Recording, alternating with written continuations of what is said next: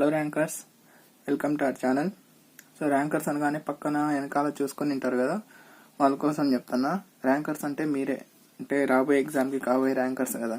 So ఇవాళ నుంచి నేను అట్లనే అడ్రస్ చేస్తా. సో ఇవాళ మన టాపిక్ వచ్చేసి maximum power transfer theorem. So first of all maximum power transfer theorem statement ఏంటిదో ఒకసారి చూద్దాం. So according to maximum power transfer theorem, the condition for maximum power flow through load resistor RL can be achieved when the load resistor equals to Thevenin's equivalent resistance of the circuit. So ఏంటిదిరా అంటే, అసలు ఈ maximum power transfer theorem ఎందుకురా అంటే, ఇప్పుడు వాడు ఒక load element ఇస్తాడు కదా రెసిస్టర్. సో దాని నుంచి మనం మ్యాక్సిమం పవర్ ఫ్లో చేపియాలంటే, అంటే ఆ రెసిస్టర్ అనేది మ్యాక్సిమం పవర్ అబ్జర్వ్ చేసుకోవాలంటే ఏమవ్వాలిరా కండిషన్ అంటే, ఆ లోడ్ రెసిస్టర్ ఏదైతే ఉంటుందో ఆ లోడ్ రెసిస్టర్ వాల్యూ దేనికి ఈక్వల్ అవ్వాలి? Thevenin's equivalent resistance of that network ఉంటుంది కదా. సో దానికి ఈక్వల్ అయినప్పుడు ఆ లోడ్ రెసిస్టర్ ఏం చేస్తుందో అంటే మ్యాక్సిమం పవర్ ని అబ్జార్బ్ చేసుకుంటుంది.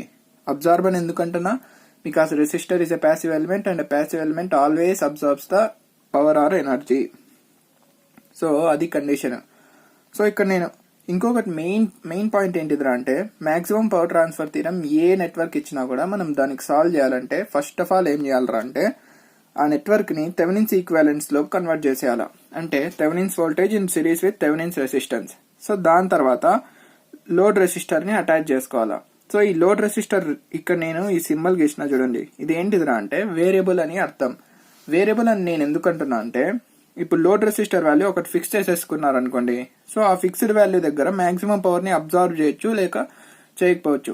కానీ వేరియబుల్ ఎందుకు తీసుకుంటా అంటే, నేను వేరీ చేస్తూ థెవెనిన్స్ రెసిస్టెన్స్ కి ఈక్వల్ గా పెట్టేస్తే అలాంటి సందర్భాల్లో ఈ లోడ్ రెసిస్టర్ ఎంత పవర్ అబ్జర్వ్ చేసుకుంటుందిరా అంటే మాక్సిమం పవర్ అబ్జర్వ్ చేసుకుంటుంది. సో ఇందాక నేను చెప్పినా కదా, ఏమన్నా మాక్సిమం పవర్ అబ్జర్వ్ చేసుకోవడానికి condition load resistor equals to Thevenin's resistance అవ్వాలి అన్నాం. సో ఇది ఎలానో ఒకసారి ప్రూఫ్ చూద్దాం. సో ఇదే నెట్వర్క్ కన్సిడర్ చేసుకోండి. సో ఈ నెట్వర్క్ కన్సిడర్ చేసుకుంటే ఏముంది మనకి, దీని నుంచి కరెంట్ ఏమైతుందా, V divided by total resistance కదా, RTH ప్లస్ RL. మనకి పవర్ అంటే ఫార్ములా ఏంటి, I² ఇంటూ R కదా. సో ఇది అందరికి ఐడియా ఉందనుకుంటా. సో ఇక్కడ I అంటే ఏంది, లోడ్ రెసిస్టెన్స్ కదా. సో IL² ఇంటూ మనకు కావాల్సిన పవర్ వచ్చేసి లోడ్ రెసిస్టర్ ద్వారా కాబట్టి RL రాసుకుంటాం. సో IL అంటే ఎంత ఉంది మనకి, VTH divided by RTH plus RL. దీనికి స్క్వేర్ కాబట్టి స్క్వేర్ ఇంటూ RL. మనకి ఏం కావాలి, ఈ పవర్ అనేది మాక్సిమం అవ్వాలి. సో మాక్సిమం అవ్వాలంటే అకార్డింగ్ టు డిఫరెన్షియేషన్ చేసేసి విత్ రెస్పెక్ట్ టు RL 0కి ఈక్వేట్ చేసేస్తే అప్పుడు వచ్చిన కండిషన్ దగ్గరే కదా మనకు మాక్సిమం పవర్ వచ్చేది. సో దీన్ని డిఫరెన్షియేషన్ చేయండి. సో VTH² కాన్స్టెంట్ కాబట్టి బయటికి తీసేస్తే ఏం మిగిలింది మనకి, d/dRL of RL divided by RTH plus RL whole square. So is equals to 0 కదా. VTH² ఇంటూ ఇప్పుడు ఏమైతుంది మనకి, u/vకి డిఫరెన్షియేషన్ v ఇంటూ u అంటే d/dRL ఆఫ్ RL అంటే 1 మైనస్ u ఇంటూ v అంటే 2 into RTH plus RL divided by RTH plus RL whole square. మళ్ళీ దీనికి square వస్తుంది కాబట్టి హోల్ పవర్ 4 అవుతుంది, ఈజ్ ఈక్వల్స్ టు 0. సో ఇది సింపుల్గా సింప్లిఫై చేసేసుకుంటే ఏమొస్తుందిరా కండిషన్ అంటే, RL is equals to RTH వస్తుంది. సో ఇది ఈక్వేషన్స్ మీరు సాల్వ్ చేసుకోండి. అసలు ఈ ప్రూఫ్ కూడా అవసరం లేదు, ఎందుకు చెప్పిన అంటే జస్ట్ ఒక ఐడియా కోసం చెప్పిన. సో మనకి ఏమర్థమైంది, ఇప్పుడు లోడ్ రెసిస్టెన్స్ అనేది RTHకి ఈక్వల్ అయితే అప్పుడు మనకి ఏమైతుంది, ఆ లోడ్ రెసిస్టర్ మాక్సిమం పవర్ ని అబ్జర్వ్ చేసుకుంటుంది. సో మనకు పవర్ ఫార్ములా ఏంటి, I² ఇంటూ R కదా. సో I అంటే VTH divided by RTH plus మనకి మాక్సిమం పవర్ కావాలి కాబట్టి RL ప్లస్ లో నేను ఏం పెట్టేస్తున్నా, ఆర్టీహెచ్ పెట్టేస్తున్నాం, RTH whole square into RTH. So అప్పుడు VTH square divided by 4 into RTH square into RTH అవుతుంది. సో స్క్వేర్ ఇది క్యాన్సిల్ చేసేస్తే అప్పుడు మనకి therefore maximum power observe చేసుకోవడానికి ఫార్ములా ఎంతరా అంటే VTH square divided by 4 into RTH. So ఇది మనకు ఫార్ములా. సో ఇప్పుడు ఏం చెప్తున్నారా నేనంటే, ఏదైనా సరే మ్యాక్సిమం పవర్ ట్రాన్స్ఫర్ చేసుకోవడానికి కండిషన్ కనుక్కోండి అని ఒక నెట్వర్క్ ఇచ్చినాడు అనుకోండి, అప్పుడు మీరు సింపుల్గా ఏం చేసేయాలా, load resistance equals to Thevenin's equivalent resistance కదా. సో ఆ నెట్వర్క్లో థెవెనిన్స్ రెసిస్టెన్స్ కనుక్కుంటే అయిపోతుంది. ఆ కండిషన్ ఏంటిదిరా అంటే మ్యాక్సిమం పవర్ అబ్జర్వ్ చేసుకోవడానికే ఆర్ మ్యాక్సిమం పవర్ ట్రాన్స్ఫర్ అవ్వడానికి. లేదా మీకు ఒక నెట్వర్క్ ఇచ్చేసి మ్యాక్సిమం పవర్ ఎంత కనుక్కోండి అన్నాడు అనుకోండి, అప్పుడు ఏం చేసేస్తారు మీరు, VTH RTH కనుక్కొని సింపుల్గా ఈ ఫార్ములాలో ఆ వాల్యూస్ సబ్స్టిట్యూట్ చేసేస్తే ఏమొస్తుంది మనకి, మ్యాక్సిమం పవర్ వచ్చేస్తుంది. సో ఇది మ్యాక్సిమం పవర్ ట్రాన్స్ఫర్ థీరం అంటే. సో ఒక ఎగ్జాంపుల్ తీసుకుంటే క్లారిటీ వస్తుంది. ఇంతవరకు ఎవరికన్నా క్లారిటీ రాకుంటే ఎగ్జాంపుల్ తర్వాత మళ్ళీ చదివితే మీకే క్లారిటీ వస్తుంది. సో ఎగ్జాంపుల్లోకి వెళ్ళిపోదాం. సో ఇది ఒక ఎగ్జాంపుల్ తీసుకోండి. ఏమన్నాడు, ఒక నెట్వర్క్ ఇచ్చేసి in the network given find the value of RL for maximum power to be observed కానీ ట్రాన్స్ఫర్డ్ కానీ. So for the maximum power to be observed from the source also find maximum power. So ఇక్కడ ఒక RL ఇచ్చేసి so ఇది maximum power observe చేసుకోవడానికి condition ఏంటో find చేయండి అన్నాడు. సో ఏం ఏం ఏం ఫైండ్ చేయాలి అప్పుడు మనం, RL ఈక్వల్స్ టు RTH దగ్గరే కదా మ్యాక్సిమం పవర్ అబ్జర్వ్ చేసుకునేది. సో RTH కనుక్కోవాలి. నెక్స్ట్ ఏమన్నాడు, ఆల్సో ఫైండ్ మ్యాక్సిమం పవర్ అన్నాడు. సో మ్యాక్సిమం పవర్ కనుక్కోవాలంటే ఏం కావాలి మనకి, ఇందాక చూసినాం కదా formula, VTH square divided by 4 into RTH. So మనకి VTH అండ్ RTH వచ్చేస్తాయి. ఈ క్వశ్చన్లో అడిగిన 2 క్వశ్చన్స్కి ఆన్సర్స్ వచ్చేస్తాయి. సో ఇంకా ప్రాబ్లంలోకి వెళ్ళిపోదాం. ఫస్ట్ ఆఫ్ ఆల్ ఏం చేద్దాం రా అంటే VTH కనుక్కుందాం. సో VTH కనుక్కోవడానికి ఏం చేయాలా, లోడ్ రెసిస్టర్ని ఓపెన్ చేసేసి మిగతాదంతా సేమ్ టు సేమ్ పెట్టేస్తాం. సో అప్పుడు నెట్వర్క్ ఎట్లా రీప్లేస్ అవుతుంది. సో మీరు చెప్పినా కదా నేను ఆల్రెడీ, మీరు నా కోసం వెయిట్ చేయొద్దు, మీరు సొంతంగా చేయండి. సొల్యూషన్ రాకున్నా లేకుంటే మీరు వచ్చిన సొల్యూషన్ కరెక్టా కాదా చెక్ చేసుకోవడం కోసం సొల్యూషన్ చూడండి. 24 volts, ఇక్కడ ఎంత 10 ohms. సో ఇది VTH కదా మనకి, ప్లస్ మైనస్ అనుకోండి. సో మనకి ఈ VTH కనుక్కోవాలి. సో VTH అంటే ఏముంది, ఇదొక నోడ్ కన్సిడర్ చేసుకొని ఇక్కడ నేను VA అనుకుంటా, ఇక్కడ నేను VB అనుకుంటా.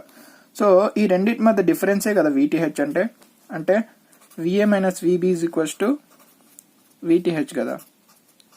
సో నేను VA VB సపరేట్గా కనుక్కొని ఆ రెండింటిని సపరేట్ చేసేస్తే మనకు కావాల్సిన VTH వాల్యూ వచ్చేస్తుంది.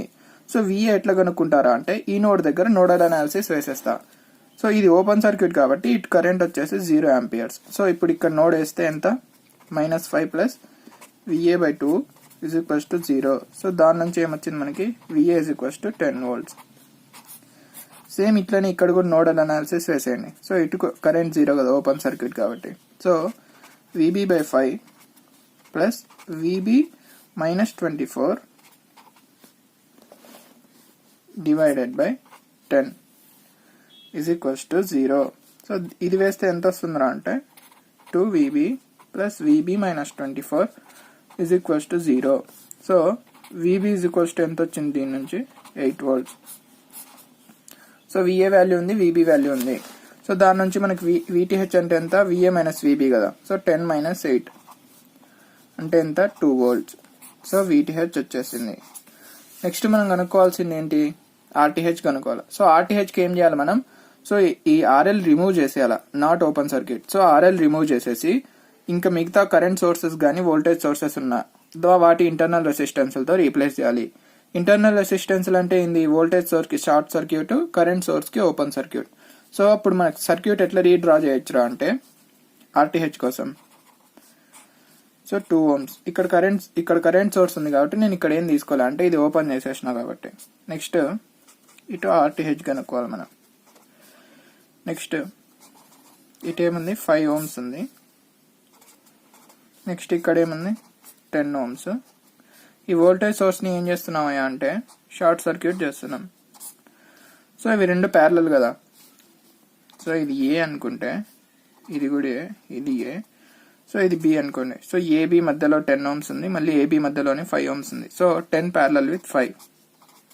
సో అప్పుడు ఏమవుతుంది అంటే 10 into 5 డివైడెడ్ బై 10 plus 5 అంటే 50/15. నెక్స్ట్ ఏముంది మనకి ఈ 2 ohms అనేది ఈ 50/15తో సిరీస్లో ఉంటుంది. So 2 + 50/15 RTH equals to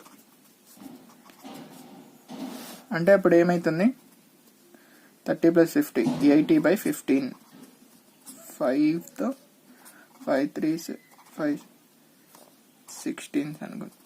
so 5.33 ohms. RTH ఎంత వచ్చింది మనకి 5.33 ohms. ఇప్పుడు వాడు కనుక్కోమనింది ఏంటిదిరా అంటే find the value of RL for maximum power to be transferred. So maximum power transfer అవ్వాలంటే RL మనకి ఏం కావాలా RTH కి ఈక్వల్ కావాలా. సో RTH 5.33 ohms వచ్చింది కాబట్టి ఫస్ట్ దానికి ఆన్సర్ ఎంతరా అంటే RL is equals to 5.33 ohms.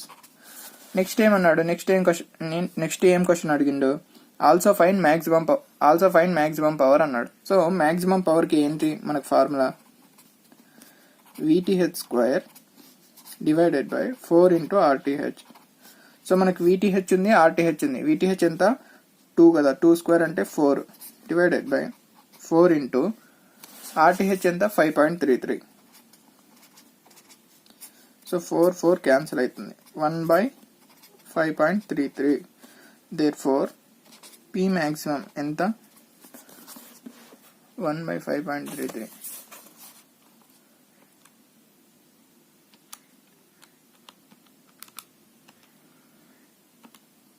0.187 watts.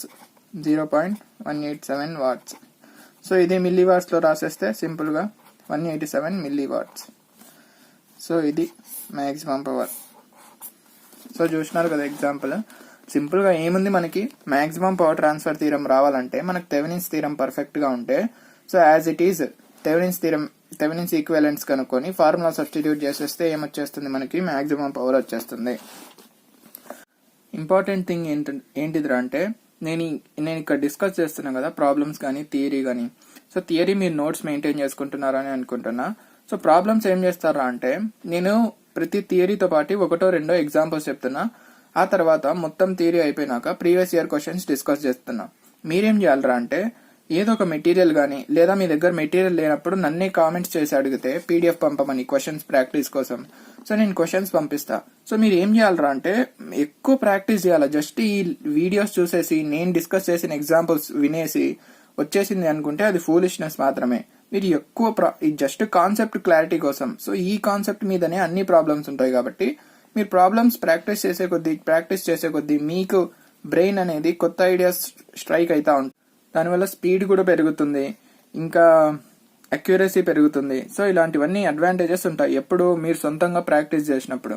So just ఈ వినేసి ఈ నేను సాల్వ్ చేసిన మెథడ్ చూసేసి మీరు వచ్చేసింది అనుకుంటే అది ఊరికే పొరపాటు మీకు.